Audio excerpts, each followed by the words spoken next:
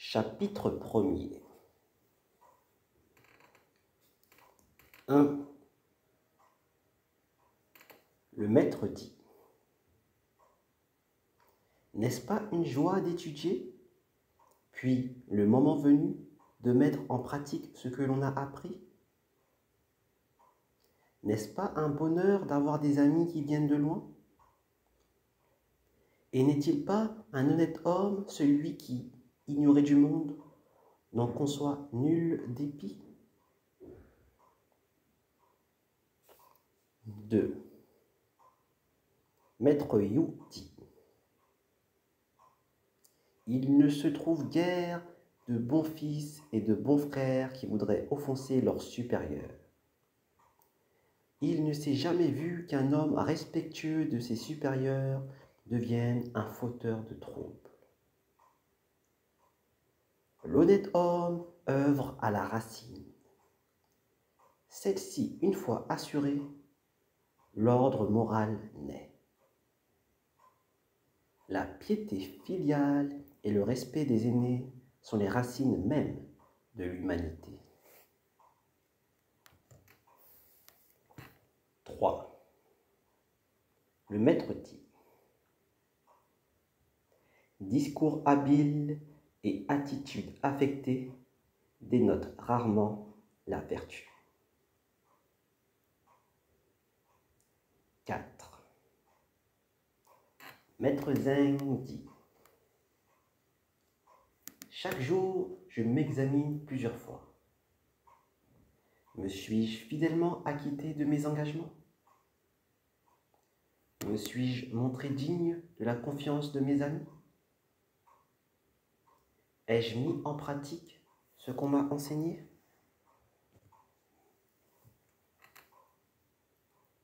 5.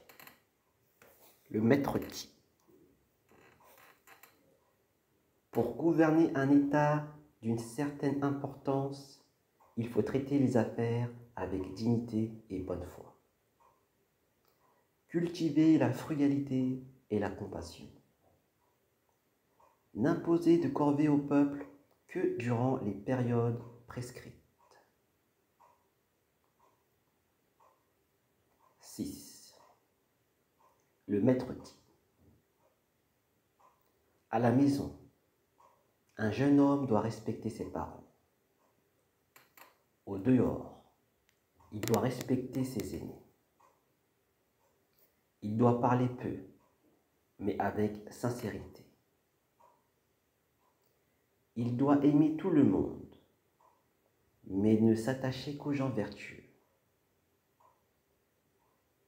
Quand ses devoirs lui en laissent le loisir, qu'il étudie les belles lettres.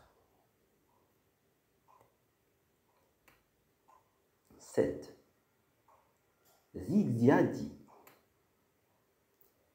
un homme qui priserait la vertu plutôt que le plaisir, qui se dévouera de toutes ses forces au service de ses parents, qui serait prêt à donner sa vie pour son souverain, qui tiendrait fidèlement ses promesses envers ses amis,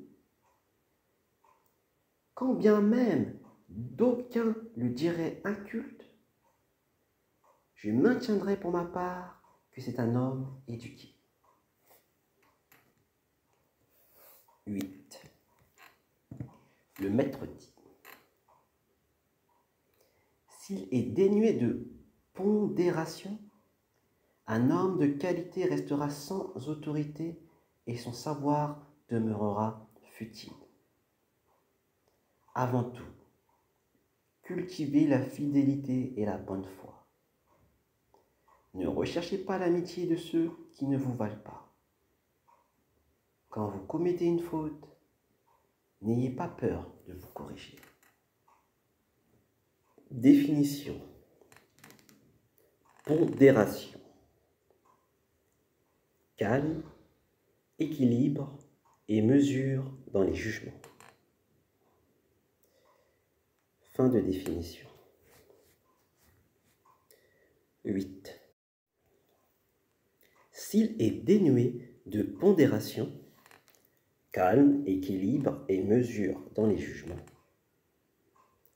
Un homme de qualité restera sans autorité et son savoir demeurera futile. Avant tout, cultivez la fidélité et la bonne foi.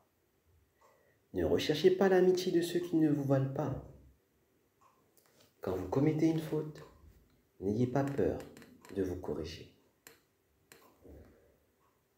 9. Maître Zheng dit: quand les morts sont honorés et que les mémoires des plus lointains ancêtres restent vivants, la force d'un peuple atteint sa plénitude. 10. Ziqing demanda à Zikong: quand notre maître visite un pays, il est toujours au courant de la situation politique. Demande-t-il cette information ou lui est-elle spontanément fournie? Zikong répondit: le maître obtient son information du seul fait qu'il est cordial, amène, poli, frugal et modeste. La façon dont le maître s'informe n'est pas précisément celle du commun. 11. Le maître dit: du vivant de son père, observez les intentions d'un homme. Après la mort de son père, observez son comportement. Si pendant 3 ans, il ne s'écarte pas de la voie que lui a tracée son père, on peut dire que c'est un bon fils. 12. Maître Yu dit: dans la pratique des rites, ce qui compte, c'est l'harmonie. C'est cela qui faisait la beauté de la voix des anciens souverains et qui inspirait toute leur entreprise, grande ou petite. Mais il faut savoir où s'arrêter. Une harmonie pure, cultivée pour elle-même et qui ne serait plus réglée par les rites, ne saurait convenir. Une harmonie pure, cultivée pour elle-même et qui ne serait plus réglée par les rites, ne saurait convenir. 13. Maître Yu dit: que vos promesses soient conformes à la justice et vous pourrez tenir parole. Que votre courtoisie soit conforme au rite et vous serez à l'abri de toute insulte. Le plus sûr soutien est celui que l'on trouve chez ses proches. 14. Le maître dit: un homme de qualité qui mange avec modération, qui n'exige nul confort dans son logement, qui se montre diligent aux affaires et circonspect dans ses propos, qui cultive la droiture en fréquentant les sages, celui-là, on peut vraiment dire qu'il aime l'étude. Définition: diligent. Diligence, rapidité dans l'exécution d'une chose. Circonspect, qui est attentif et prudent dans ses actes. Fin de définition. 14. Le maître dit: un homme de qualité qui mange avec modération, qui n'exige nul confort dans son logement, qui se montre diligent aux affaires et circonspect dans ses propos, circonspect, qui est attentif et prudent dans ses actes, qui se montre attentif et prudent dans ses actes, dans ses propos,